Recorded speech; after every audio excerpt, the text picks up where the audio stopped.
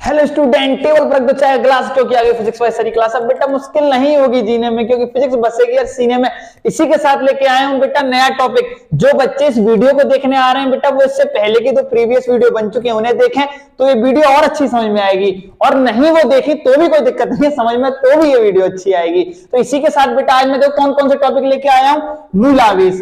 बेटा मूल आवेश को इंग्लिश में कहते हैं फंडामेंटल चार्ज, हिंदी में इसका एक नाम और होता है, इसे इकाई आवेश भी कहते हैं, यूनिट चार्ज भी कहते हैं। होता क्या है बेटा समझो। मूल आवेश देखो नाम से पता पड़ रहा है, मूल कैसे करके देखो, किसी पदार्थ पर, क्या कह रहा हूं मैं, किसी पदार्थ पर संभव न्यूनतम आवेश को, किसी भी पदार्थ पर जितना संभव, मैं कह रहा हूं संभवतः न्यूनतम आवेश हो, क्या कहूंगा मैं, उसे मूल आवेश कहूंगा। जैसे आपको कोई भी पदार्थ है जिस पर संभवतः न्यूनतम आवेश हो, उसको क्या कहूंगा, मूल आवेश। अब बेटा अब जो हमने पढ़ लिया, इसे दिखाते किससे हैं, इसे दिखाते हैं हम स्मॉल ई से।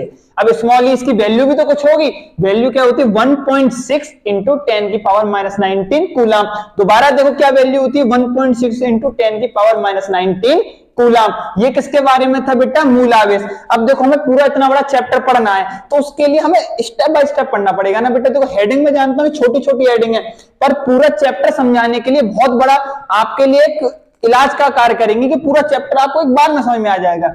इसके बाद आता है आवेश का क्वांटीकरण।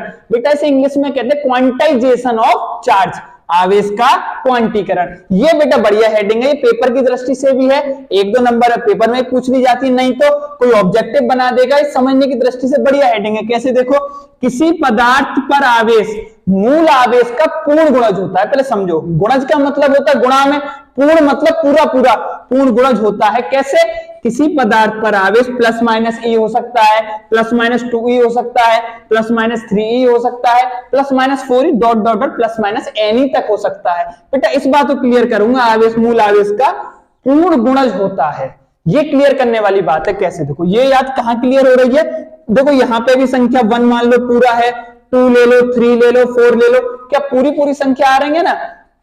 फिर कह रहा है परंतु इनके बीच में अब कभी भी 1.5, 2.5, सवा ये कुछ नहीं हो सकता, चार्ज होगा हमेशा पूरा ही होगा। क्या होगा, अगर चार्ज आपका इस पे है तो कैसा होगा, बिल्कुल पूरा, नहीं तो ये चार्ज नहीं होगा। जैसे अब इसको और अपनी भाषा में समझते हैं, जैसे अब जनगणना वाले लोग आते हैं बेटा, अब वो किसी के घर जाके कहें आप पे कितने बच्चे हैं घर पे, तो वो ऐसे कहते हैं कि सवा बच्चा है, कि आधा बच्चा है, कि पौन बच्चा है, ऐसे नहीं कहते। वो कैसे कहते हैं, भाई साहब 2 हैं, 1 है, 3 है या नहीं है, यही तो कहेंगे, 2 है, 1 है, 3 है। अब इसको कनेक्ट करके आप इससे समझो कि ये भी पूरा पूरा होगा बेटा, आधा अधूरा कुछ नहीं होगा। इसके बाद देखते हैं बेटा, हमने आपको मूल आवेश के बारे में बता दिया, आवेश के क्वांटीकरण के बारे में बता दिया। अब क्या बचा बेटा आपके पास, तीसरी हेडिंग, आवेश संरक्षण का नियम। अब जो बच्चे यहां तक पढ़ चुके हैं, चाहे तो बेटा आप इसका स्क्रीनशॉट ले सकते हो अच्छे से, नहीं तो मैंने कहा था मैं इनको प्रोवाइड कराऊंगा अच्छे से, कि बोर्ड पर कभी कभी मानते हैं क्वालिटी के चक्कर में दिखने में समस्या हो सकती है, पर समझने में समस्या बिल्कुल नहीं होगी। मैं आपसे वादा करता हूं दिखने में समस्या हो सकती है वीडियो में, पर समझाने के लिए समस्या नहीं होगी। इसके बाद आते हैं बेटा आवेश संरक्षण का नियम। ये बेटा नियम पढ़ा था ऊर्जा संरक्षण का नियम। किसका, ऊर्जा। ये क्या था बेटा, ऊर्जा को ना तो हम उत्पन्न कर सकते हैं ना ही नष्ट कर सकते हैं, एक रूप से दूसरे में परिवर्तित कर सकते हैं। ये भी बेटा कुछ कुछ बहन भाई वाला हिसाब है, कुछ कुछ ऐसा ही है। कैसे, आवेश को ना तो बेटा हम उत्पन्न कर सकते ना ही नष्ट कर सकते, बस एक वस्तु से दूसरी में स्थानांतरित कर सकते हैं। मैंने पहले आपको बताया था कि कांच की छड़ को सूखे बालों से रगड़ने पर कांच की छड़ से इलेक्ट्रॉन बालों पर चले जाते हैं, तो उससे क्या हुआ बेटा, स्थानांतरित हुआ। ध्यान रखना, कभी भी आवेश को हम नहीं उत्पन्न कर सकते ना ही नष्ट कर सकते, बस क्या कर सकते हैं, एक रूप से उसको दूसरा रूप प्रदान कर सकते हैं, मतलब स्थानांतरित कर देंगे यहां से लेके वहां, पर कभी भी उत्पन्न और नष्ट नहीं कर पाएंगे। अगली वीडियो में बेटा मैं इसका व्याख्यान लेके आऊंगा, मतलब इसको हमें दिखा कैसे सकते हैं। अब कोई हमसे कहे पढ़ा तो दो, जब प्रूफ करियो, तो प्रूफ करने के लिए अगली वीडियो में। इस वीडियो में बेटा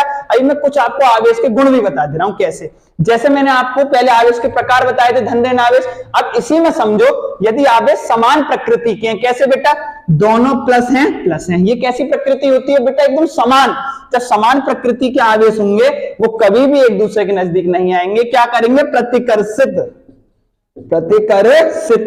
जो समान जिनकी प्रकृति होगी प्रतिकर्षित करेंगे, और वहीं बेटा अगर असमान प्रकृति के हो गए तो क्या करेंगे बेटा, एक दूसरे को आकर्षित, आकर्षित। ये एक प्रॉपर्टी होती है, जब समान के होंगे तो देखो, जब ये समान प्रकृति के थे प्रतिकर्षित करा, असमान प्रकृति के थे, जिनकी अलग अलग प्रकृति थी, एक दूसरे को आकर्षित करेंगे। ये बेटा आज की क्लास के टॉपिक थे। इसमें आज हमने आपको मूलावेश कराया, क्वांटीकरण कराया, आवेश संरक्षण का सिद्धांत कराया। अब इससे जो बेटा अगली वीडियो आएगी, देखो मैं जानता हूं ज्यादा बड़ी नहीं, छोटी छोटे माध्यम से चलते रहिए, एकदम जिसे कहते हैं कदम हमारे बेशक छोटे छोटे रखेंगे पर मंजिल तक जरूर पहुंचना है। कदमों से फर्क नहीं है कि कूद के जाना, नहीं ऐसा भी कूद के नहीं जाना कि थक गए 10 दिन बैठे रहे, आराम आराम से चलना है, धीरे धीरे चलना है, मंजिल तक पहुंचना है। और समय से चीजों की शुरुआत होती है तो उनका अंत भी बेटा उतना ही सुहावना होता है, देखने में अच्छा लगता है, एक संग हमें दिक्कत नहीं होती।